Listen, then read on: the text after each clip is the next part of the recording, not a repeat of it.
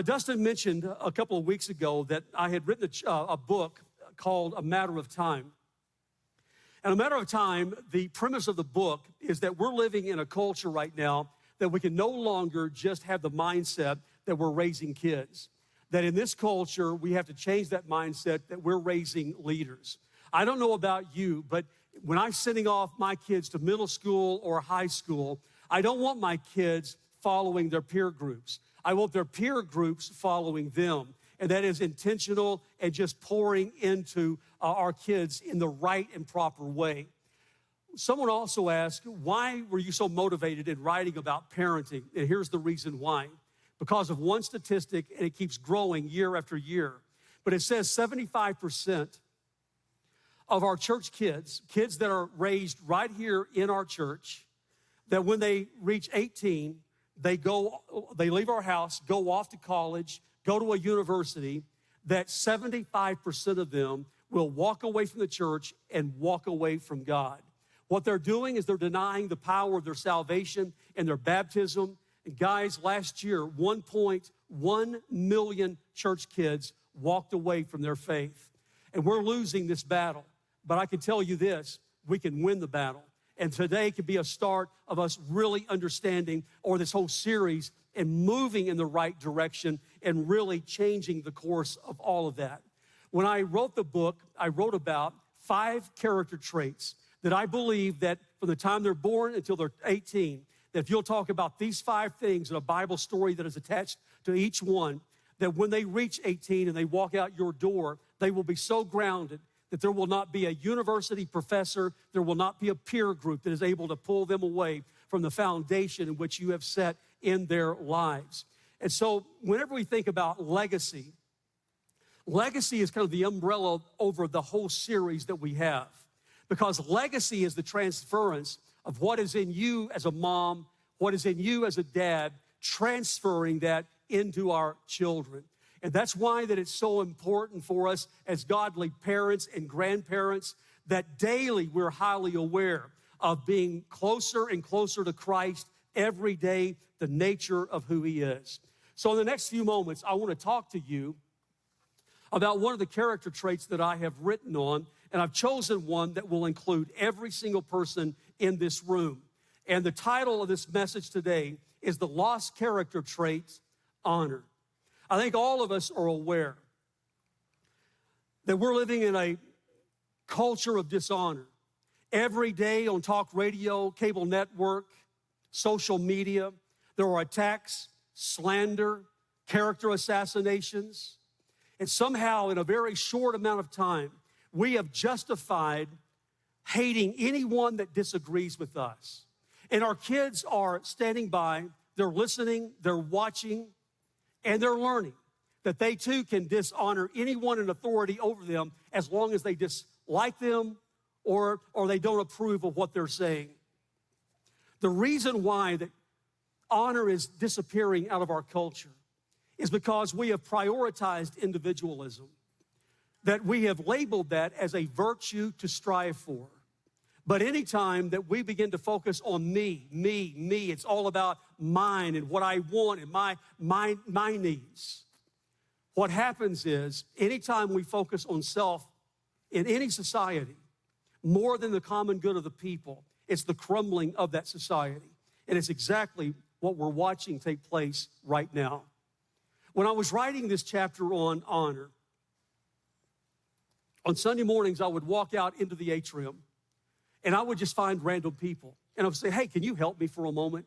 I'm writing on the topic of honor, and could you tell me, in your opinion, who deserves honor and who does not deserve honor? Guys, every person that I talked to, it was the same response. That they looked down, they shuffled their feet, they stumbled over their words, and they just did not know how to answer the question. This morning, let me ask you a question. Who stands out in your mind when you look back into the past? What is that one person, who is that stands out above everyone else? Let me tell you who you probably don't remember. You probably don't remember the names of the last 5 Miss Americas. You probably don't remember the names of the last 5 Academy Award winners. You probably don't even remember the names of the last most valuable players in the NFL. And isn't it a strange thing how that we can forget the names of people that have accomplished such extraordinary things in their life? And yet, let me tell you who you do remember. You remember the person that helped you in time of need. You remember the name of the person that led you to Christ. You remember the name of the person who believed in you when no one else would. And the reason why that you remember them and their name is because they honored you. And anytime someone honors you, it will burn such a deep impression into your memory that you will never forget the deed and you will never forget the name of that person. If it's that powerful, that influential, then I want to understand more about this biblical concept of honor. So let's look at Matthew chapter 20 and verse 28. And here, it's talking about Jesus. And it says, and the Son of Man did not come to be served, but to serve and to give his life as a ransom for many. Now, when you look at this, serving and honor are synonymous. You cannot separate those two words. When you honor someone, you serve them. When you serve someone, you're honoring them. And so when we honor an individual, it's finding worth in that person. Now, the Bible is very clear when it comes to who do we honor. And here is a category of 10 different individuals that we are to honor. And it says we are to honor one another, the elders, our parents. We're to honor widows, our children, elders and pastors, our wives, our boss, our husbands, and the emperor.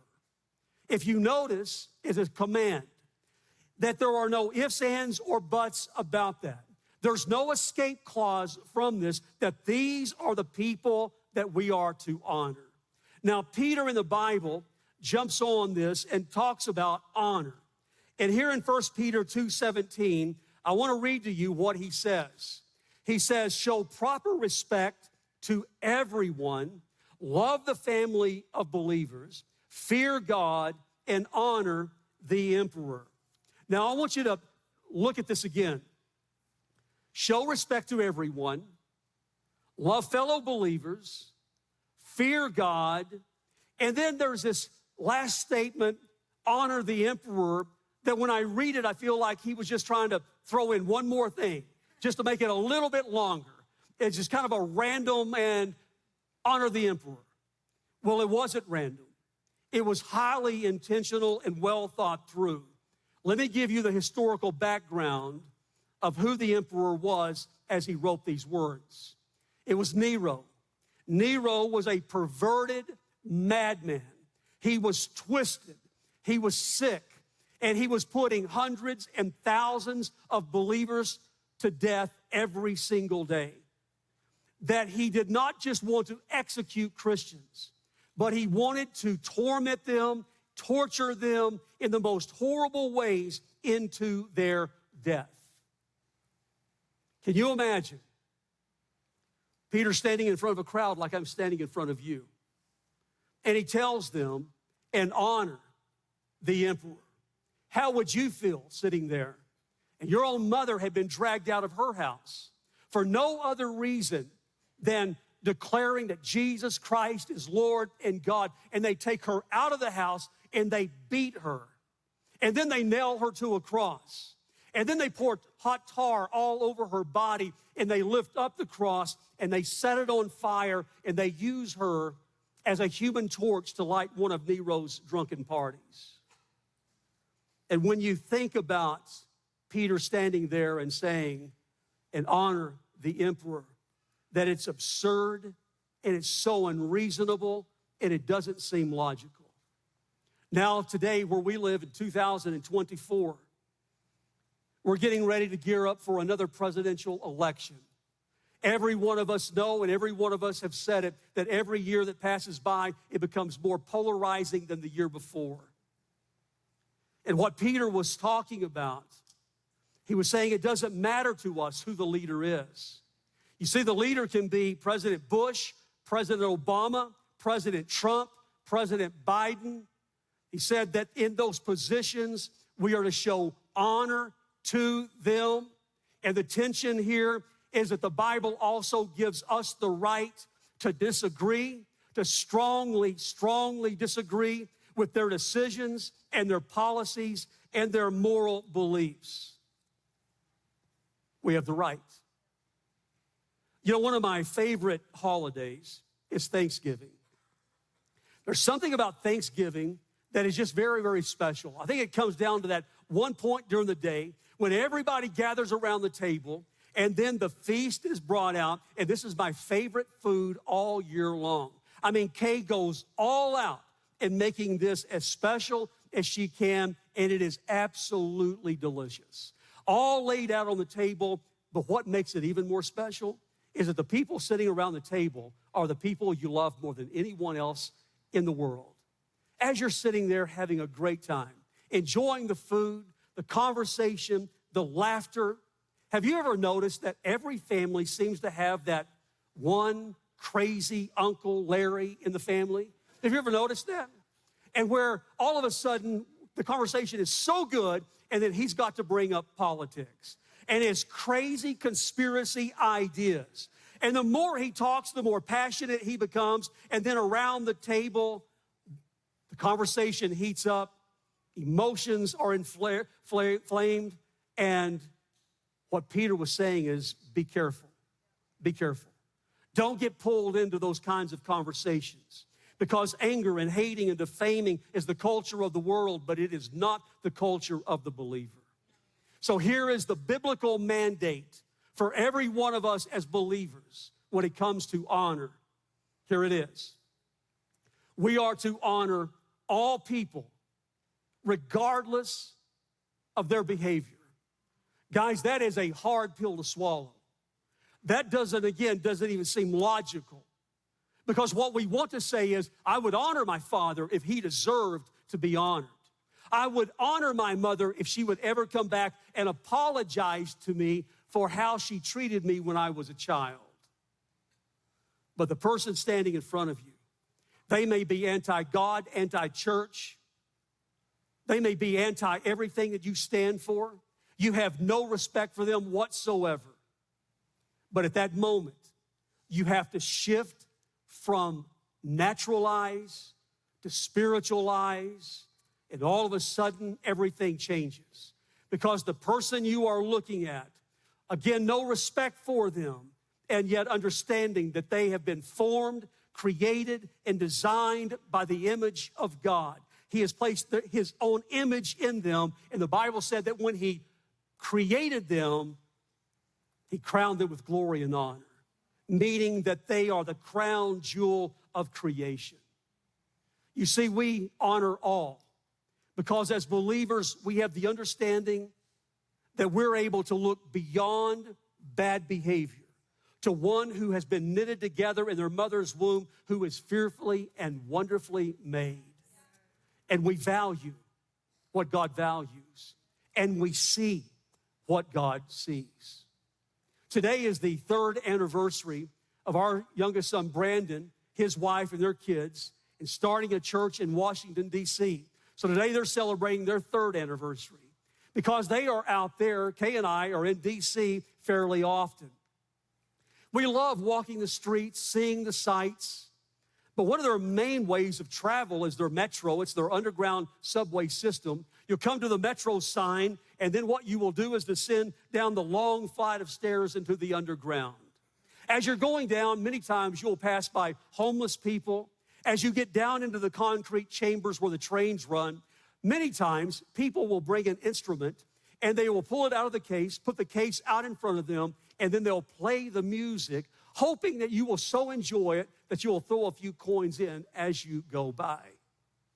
Not very long ago, a man came down into the metro, found his place up against the concrete wall, took a violin out of the case, laid the case out in front of him, and he played for the next hour and a half. The beautiful music in which he played reverberated through those concrete chambers. As people walked by, some stared, a child would be fascinated and stop just for a moment and then quickly pulled on by the parents. Others would come by and throw a few coins in for no other reason but sympathy for the man. But that man was no beggar, but he was the renowned musician Joshua Bell. And the violin in which he played in the Metro that day was valued at $3.5 million. 2 nights before, Joshua Bell played in a Boston theater that brought in more than $500,000 in proceeds. And in that concert, when he had finished, he walked off the stage and the place erupted in cheering. A standing ovation, cheering and clapping, and they kept cheering and cheering until Joshua Bell came back out on stage and he played one more song. But on this day, in the subway, after an hour and a half, he put his violin away. He took out a mere $32 that he had collected and put it in his pocket, snapped the case shut, picked it up, and walked away. There was no standing ovation. There was no applause. No one noticed. No one recognized. And no one valued the magnificent music that had been played there that day. That same scenario plays out every day in our lives on the sidewalk of life. As we're passing by hundreds of people, and many times as we pass by the lowest of the low, that we never notice, we never recognize, we never value the seed of greatness that God has placed within them. Even the lowest of the low, as we pass by them, recognizing that that is a crown jewel of God's creation. Now, the Apostle Paul also jumps in and he writes about honor. Now, I want you to look at this passage here in Ephesians chapter 6. And before we read this, what Paul is laying out, and moms and dads, if you are here, this may be one of the greatest teachings that you'll ever hear on parenting.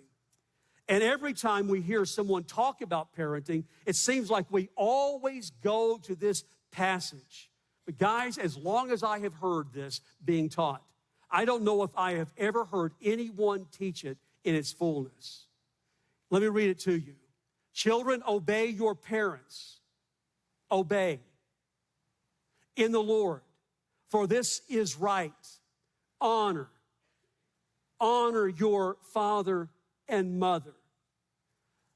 And when you read this, we always focus on obedience, and we never even refer to honor.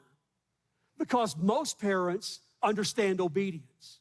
We understand how to teach our kids how to obey, but rarely do we ever teach honor in our homes because we do not understand it. Now, let me give you the definition of obedience. Here it is. Obedience, it's an act of the will. What that means is that when someone tells us to do something, we have to force ourselves, make ourselves, will ourselves to do what someone tells us to do. It's doing what someone says. It's following directions. Have you ever seen this play out in your own house? Of where you watch your kids walking through the house and they're stepping over dirty clothes that's scattered all over their bedroom floor. They walk down the hallway passing by beds that are unmade. They walk into the kitchen and they pass by the sink that's full of dirty dishes. And as they pass by all of these things, in their mind, they're thinking, it's not my responsibility. Nobody told me to pick it up. No one told me to clean it up. And you know what? They're absolutely right if they have solely been taught obedience. But Paul brings out another word, which is honor. Listen to this. Honor always brings a deeper dimension to relationships. Here's the definition of honor. It's an act of the heart, not of the will. It's an act of the heart. It's an action of the heart. That it's willful. It's you. You're not being forced. You're not being told. It's doing more than what is expected. It's treating people special. And here's the difference. Obedience focuses on task. Honor focuses on people. Obedience is doing a job. But honor is blessing others. Now, let me go back to this same scenario of where your kids are walking through the house and one of your teenagers passes by the sink full of dirty dishes. From time to time, this is what it could look like. That they pause for a moment and look at the dirty dishes and realize the only way that this is ever going to be cleaned up is if my mother does it. My mom is so busy, she's so stressed, I'm going to take 10 minutes and I'm going to do the dishes, wash them, dry them, put them up for no other reason but to bless my mother. And you see, honor is about relationship. Honor begins to change the atmosphere of the home.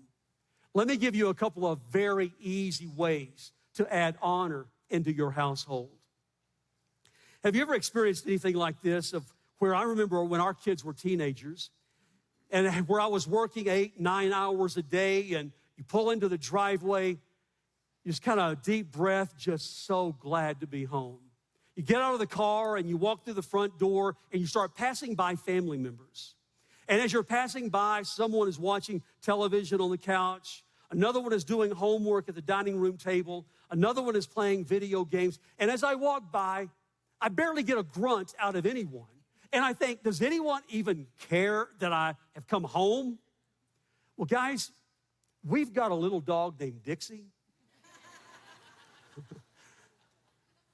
And when I open that front door, I don't care where she's at in the house. She comes running to the front door, jumping, leaping, barking. I mean, she is so excited that I walked in the door and I can't help myself. I kneel down and I rub her head and I scratch her back and I talk to her, and it just makes me feel good that she loves me so much.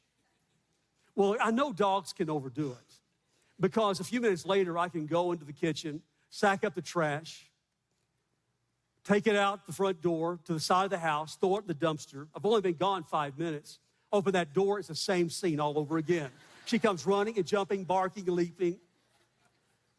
But what if we took a principle from our family dog and we would say, we're going to add, this is what I call it, the canine principle, that we're going to add this to our family. And that when someone has been gone all day, they've been at school all day long, they've been at work all day long, that no matter what we're doing, watching TV, homework, video games, we're going to take a 30-second break, new rule, and we're going to meet them at the front door. When Dad walks in, throw your arms around him and say, Dad, glad you're home. We missed you. When Mom walks in, throw your arms around her. Mom, so glad you're home. And then you go back to what you're doing. Guys, if you try to implement this and you have teenagers in your home, they're going to make this awkward because that's what teenagers do. They make everything awkward in life. So what they'll do is, they'll mock it. They'll roll their eyes. They'll drag themselves off the couch when Dad comes in. They'll shuffle their feet to the front door, and they'll say, all right, Dad, give me a hug so I can go back to watching TV. And they'll just make it silly. But you know what? You just keep it going. Keep it going. Keep it going. Because there will be a time that it will become a way of life. It becomes a habit. And what this is doing is it's ripping the me mentality out of us, that life is not all about me, but it's also focused upon people in whom I love. I want to share another way of doing this. Pastor Dustin did this in week 1, and it's creating a family mission statement. This is an amazing way to add honor. Sit down, you and your husband, or whoever you want to sit down with, and write it out. Here is ours. And this is how it reads. That we believe being a Woodward is special. We're not just out for ourselves. We work as a team. When a job needs to be done, the Woodward team pulls together. We work hard to clean up the house, to do yard work, to share in any needs and responsibilities because we are a team. That's what we wanted our kids to know. that we are a team, and that when they read this, when it's printed, it is framed, it's on the wall, and they are passing by it every day. It becomes a standard of identity that this is who we are a team. That in our household, name-calling, belittling, agitating, hitting, and screaming is absolutely not permitted because it violates who we are as a team. And moms and dads, say it often and say it clearly that in this house, we respect and we honor one another. Moms and dads, don't ever fall into the deception of believing that your kids will grow out of negative behavior. They will not grow out of it, but they will grow deeper entrenched into it. And they will take that bad behavior into adulthood, into their marriages, and into the lives of their children. What we teach our children is that we are second mile people. Another amazing way to add honor to your house. Second mile people. Let me explain it to you like this. In ancient Rome, one of the marvels of Rome was their vast highway systems. They had over 50,000 miles of roads. Every time they conquered a new city or a new territory, immediately they began to build roads from there all the way back to Rome. When you hear the phrase, all roads lead to Rome, it was absolutely a fact. Well, it was during the time of Christ that the Romans instituted a new law. The law was that anyone traveling on a road, a Roman road, if you are a Roman citizen, then you had the right to ask a non-citizen traveling on that road to carry your backpack, your heavy load, for 1 mile, but 1 mile only. It was law. The Jewish people despised this. They were humiliated by it. Every time they got out on the road and they're carrying all of their own belongings, then a Roman would say, I want you to carry mine for the next mile. And now they're carrying their things and his things, and they would carry it all the way down to the next mile marker and then drop the things in the dust and walk away humiliated, embarrassed by it. They hated it. In the most famous sermon Jesus ever preached, the Sermon on the Mount, thousands of people are on the hillside as he's teaching. With all of these people, on that day, he addresses the Roman law in his teaching. Here in Matthew 5 and verse 41, he says to them, if anyone forces you to go 1 mile, go with them 2 miles. What Jesus was saying and who he was talking to, he knew that they were so humiliated by it, they despised it, they resented it, and now Jesus is saying, what you hate so bad, do it, but then volunteer to do it 1 more mile. Jesus was saying, my followers, we have a different mindset that separates us from every other person. That when you do what no one else does, then all of a sudden people begin to take notice. They see something different in you. They see something that is rare. Then they see something that is attractive. There is something that they want to be around you. And what happens is, because it becomes attractive to others and they do not understand it, it begins to elevate you, and it elevates you on a platform of leadership and influence. When you read through the Bible, you see this play out over and over and over, of where, like Daniel or Nehemiah, Shadrach, Meshach, and Abednego, who were under the rule of evil leaders, and yet they showed honor to them. They were standouts, and they were elevated with their influence to a place that they changed their known world. You see, the first mile is the mile of obedience. The second mile is the mile of honor. The first mile is the action of common people. But the second mile is the action of a rare few. Whenever I started this message, I was telling you about the 5 character traits, and there was a Bible story attached to each one. Here is a story that is attached to honor. It's in 2 Samuel. David had just killed Goliath, a 17-year-old kid. King Saul was taken by him. I mean, it was like, how is this even possible that a 17-year-old kid took down one of the greatest warriors the world has ever known? And so King Saul invited him to come and to live in the palace with him and his family. They paraded him into Jerusalem. They sang his praises. I mean, he was instant fame. Well, everything was great in the palace until King Saul began to realize that they loved David more than they loved me. Jealousy began to set in. The jealousy became a raging anger. And then it grew and it grew until the Bible tells us on 2 different occasions, King Saul tried to kill David. Finally, he ran David out of the palace, and David ran for his life into the wilderness. And then King Saul sent his men and said, follow him, hunt him down, and kill him at first sight. And David is now on the run. Some time has gone by, and King Saul now has to take Israel into battle against the Philistines. The battle takes place on Mount Gilboa. It's a very graphic scene, the way that it's written. That he's now standing on top of a hill, King Saul, and he's watching the battle down below. And he's watching as the Philistine, the enemy, is marching up the hill, and they are slaughtering the Israelites, and they kept getting higher and higher. Down below King Saul is his sons dressed in armor with their swords drawn, and the Philistines come upon them, and King Saul watches with his own eyes as each of his sons are slain before his own eyes. It's at that very moment that King Saul, at the top of the hill, is struck by an arrow, falls to the ground, and is severely wounded and cannot escape, and realizes that when they find me, the king of Israel, they will mock me and torture me horribly unto death. And King Saul falls on his own sword and ends his life.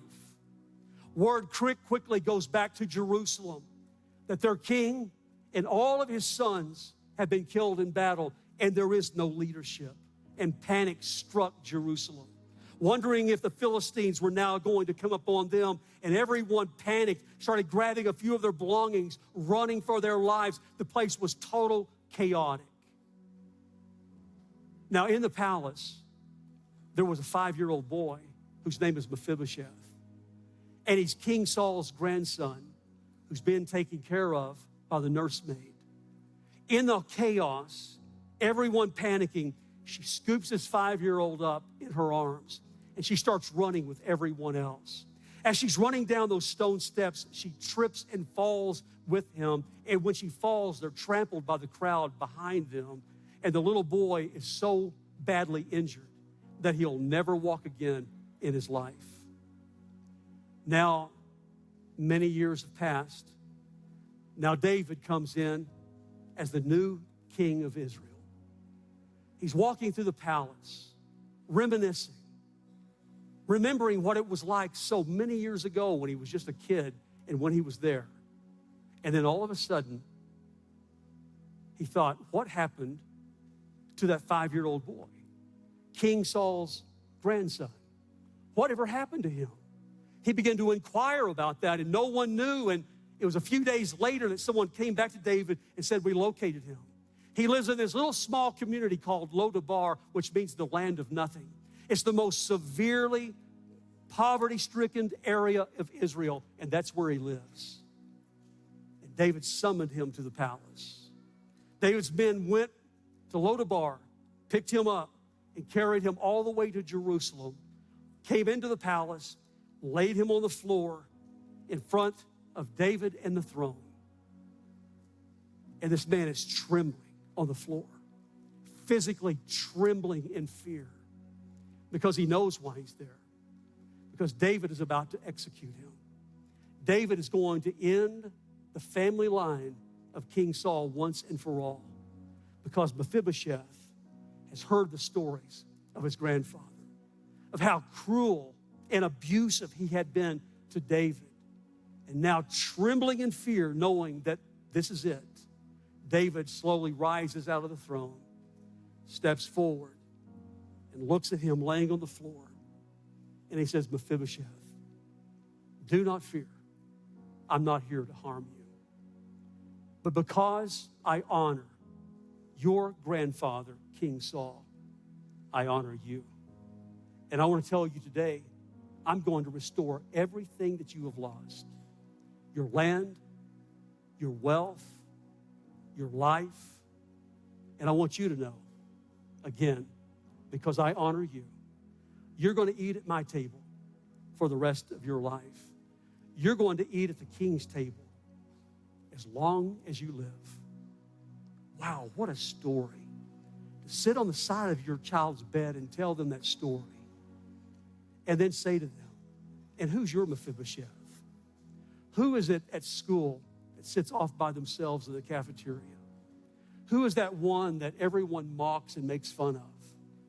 Who is the one that is so miserable and they're always picking on that young man or that young lady? Who is it that you see?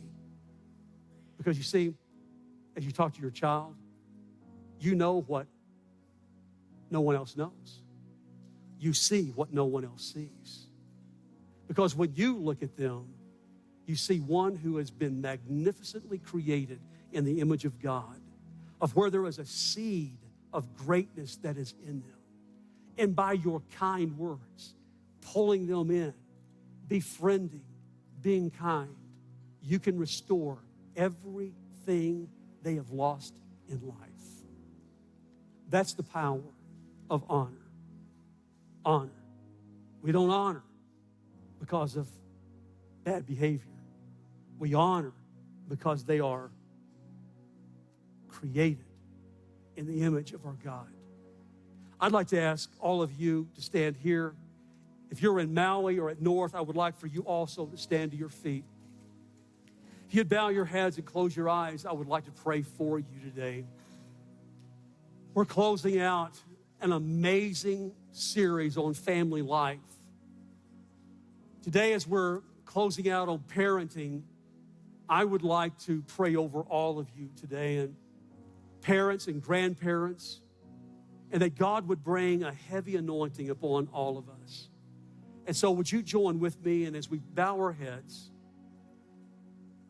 let this be a sacred moment for you. Don't be in a hurry. A sacred moment. Who are you as a father? Who are you as a mother, as a grandfather, as a grandmother? And today, we have the chance to be heroes to our children. Father, I pray that today that there is a move of God upon every one of us. God, even if we have no children, we're not even married, God, I pray that honor would begin to burn within us. Honor, honor. Father, I pray that for every parent, let there be guidance, wisdom. So often we don't know what to do, what to say. But Lord, I pray that there was a constant flowing of wisdom. Lord, you speaking into our hearts, giving us insight, Lord, and wisdom in our thinking. That, Lord, that we have the precious opportunity to raise up the greatest leaders that the world has ever known. And they're running around our feet at this very moment. So, Father, I pray, bless each and every one. And we love you, and we thank you. And in Jesus' name we pray. And everyone said, amen, amen.